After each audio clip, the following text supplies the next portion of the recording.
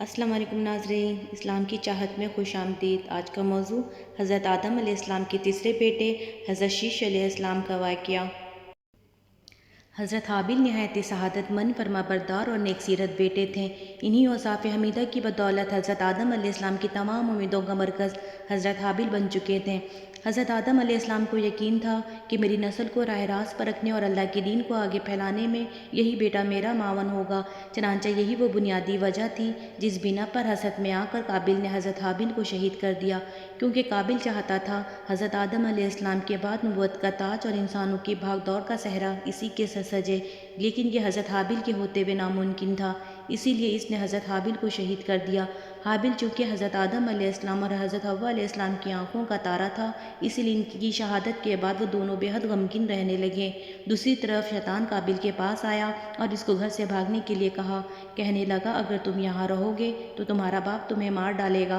بس اسی قتل کے ڈر سے قابیل اپنی بیوی کو لے کر یمن کی پہاڑیوں میں جا بسا۔ اصل میں شیطان کو یہ ڈر تھا کہ کہیں قابیل توبہ کر کے حضرت آدم علیہ السلام کا تابعدار بیٹا نہ بن جائے۔ پہاڑیوں میں جا کر نسل قابیل خوب بڑھنے لگی اور وہاں اس کی کثیر اولاد ہوئی۔ قابیل اور اس کی اولاد نے ہی سب سے پہلے آتش پرستی، پھر شیطان کے بہکاوے میں آ کر بت پرستی شروع کر دی۔ دنیا میں قتل و غارت، حسد و فساد اور بت پرستی کی بنیاد قابیل ہی نے رکھی۔ حضرت عبداللہ بن مسعود رضی اللہ عنہ سے روایت ہے کہ حضور نبی کریم صلی اللہ علیہ وسلم نے فرمایا، دنیا میں جب بھی کوئی ظلم سے قتل ہوتا ہے تو اس کا ایک گناہ حضرت آدم علیہ السلام کے بیٹے قابیل کی گردن پر ضرور ہوتا ہے۔ اس لیے یہ وہ شخص ہے جس نے ظالمانہ قتل کی ابتدا کی اور یہ ناپاک طریقہ جاری کیا۔ دوسری طرف حضرت حابیل کی شہادت کے بعد حضرت آدم علیہ السلام غمگین رہتے ہیں۔ انہیں اپنے جانشین کو کھونے کا بہت دکھ تھا۔ حضرت آدم علیہ السلام اور حضرت حوا اکثر بیٹھ کر گھنٹوں آنسو بہایا کرتے۔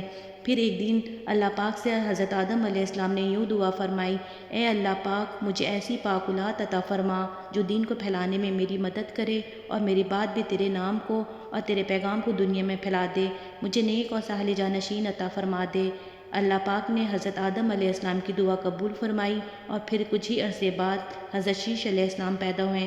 حضرت شیش علیہ السلام کی پیدائش پر حضرت آدم علیہ السلام اور ماں حوا نے بے حد خوشیاں منائیں اور اللہ کا شکر ادا کیا۔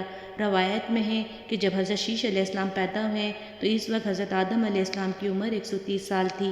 جب یہ تیسرا بیٹا پیدا ہوا تو ماں حوا نے ان کا نام شیش رکھا۔ عربی میں شیش کے معنی عطیہ خداوندی کے ہیں، مطلب اللہ کی طرف سے عطا کیے جانے والا خوبصورت و خوبصورت تحفہ۔ شروع ہی سے حضرت آدم علیہ السلام نے حضرت شیش علیہ السلام کی تعلیم و تربیت پر خاصی توجہ دی، کیونکہ آپ جانتے تھے یہی آپ کا جانشین ہے، اسی کو نسل آدم کی سرداری کرنی ہے۔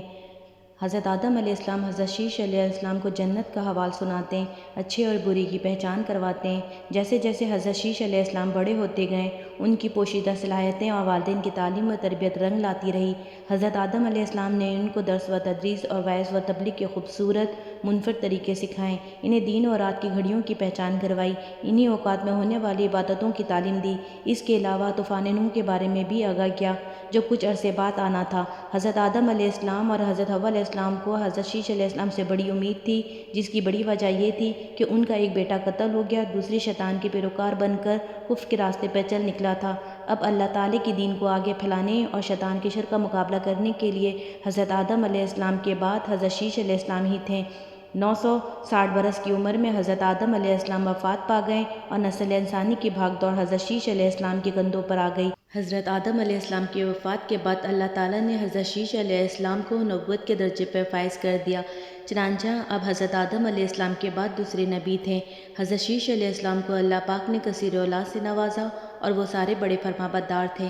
اللہ تعالیٰ نے کل 4 کتابیں اور 100 صحیفے اپنے پیغمبروں پر نازل کیے، لیکن حیران کن بات یہ ہے ان 100 میں سے 50 صحیفے حضرت شیش علیہ السلام پر اترے۔ اس کے علاوہ بہت ساری حدیث پاک میں حضور صلی اللہ علیہ وسلم نے حضرت شیش علیہ السلام کی نبوت کا ذکر کیا۔ حضرت شیش علیہ السلام پوری عمر اپنی اولاد کی تربیت میں لگے رہے۔ ان کو یہی ڈر تھا کہ کہیں میری اولاد بھی میرے بھائی کی طرح شیطان کی پیروکار نہ بن جائے۔ آخر عمر میں حضرت شیش علیہ السلام نے گوشہ نشینی اختیار کر لی اور آپ کی اولاد آپ کے کام کو بڑھاتی رہی۔ دوسری طرف قابل کی نسل اس قدر بے باک ہو گئی کہ وہ حضرت شیش علیہ السلام کی اولاد پر حملہ ور ہوتے اور اناج وغیرہ لوٹ کر لے جاتے۔ دنیا کی پہلی جنگ بھی انہی دو نسلوں کے درمیان ہوئی۔ جنگ کی وجہ یہ تھی کہ قابل اپنے بیٹے کی شادی حضرت شیش علیہ السلام کی بیٹی سے کرنا چاہتا تھا، لیکن حضرت شیش علیہ السلام اس شادی کے سخت خلاف تھے، اور ویسے بھی حضرت آدم علیہ السلام کی وفات کے وقت حضرت شیش علیہ السلام کو نصیحت کی تھی، اے میرے جانشین، میرے بعد تقوی اختیار کرنا اور اپنی نسل کو قابل سے پاک رکھنا۔ ایسے ہی ہوا۔ حضرت شیش علیہ السلام نے شادی سے انکار کیا، جس پر قابل کے بیٹے حضرت شیش کی اولاد میں سے لڑکی کو اٹھا کر لے گئے، جس پر حضرت شیش علیہ السلام نے اللہ کے حکم سے قابل کے لشکر پر حملہ کیا اور انہیں تہس نہس کر کے لڑکی کو آزاد کرا لیا۔ مسلمان، یہودی اور عیسائی اس بات پر متفق ہیں کہ اس وقت دنیا میں جتنے بھی لوگ موجود ہیں وہ نسل شیش علیہ السلام سے ہیں، کیونکہ حابل 20 سال کی عمر میں شہید کر دیے گئے۔ ان کا کوئی جانشین نہ تھا۔ قابل اور اس کی اولاد شیطان کی پیروکار بنی، جس کو طوفان نوح میں غرق کر دیا گیا تھا۔ اسی لیے نسل انسانی صرف اور صرف حضرت آدم علیہ السلام کے تیسرے بیٹے حضرت شیش علیہ السلام سے ہے۔ حضرت شیش علیہ السلام نے اپنی وفات کے وقت اپنی کثیر اولاد میں سے اپنے بیٹے حضرت انوش کو جانشین مقرر کیا۔ انوش کے بعد کینن ان کے جانشین مقرر ہوئے۔ کینن کے بعد ملاحل جانشین ہوئے۔ یہ ملاحل ہی تھے جنہوں نے سب سے پہلے قلعوں کی بنیاد ڈالی اور انسان کو قلعہ بنانا سکھائے۔ اس کے علاوہ انہوں نے شیطان اور اس کے پیروکاروں کو انسانی بستیوں سے نکال کر ویرانوں اور جنگلوں کی طرف بھیج دیا۔ 40 سال حکمرانی کے بعد انہوں نے اخنوع کو اپنا جانشین مقرر کیا۔ مشہور روایت کے مطابق اخنوع ہی حضرت ادریس علیہ السلام تھے۔ حضرت شیش علیہ السلام کی وفات 912 سال کی عمر میں ہوئی۔ مختلف روایت میں 3 مقامات درجہ ذیل ہیں جہاں ان کا مزار مبارک ہے: غزہ، عراق کا شہر موصل، یہودیہ بحارت۔ اب ان تینوں قبروں میں حضرت شیش علیہ السلام کی اصل قبر کون سی ہے، یہ تو اللہ ہی بہتر جانتا ہے۔ بعض روایت میں حضرت شیش علیہ السلام کا مزار لبنان کے گاؤں شیش نبی اور بعض میں فلسطین کے شہر بشیش میں بھی لکھا گیا ہے۔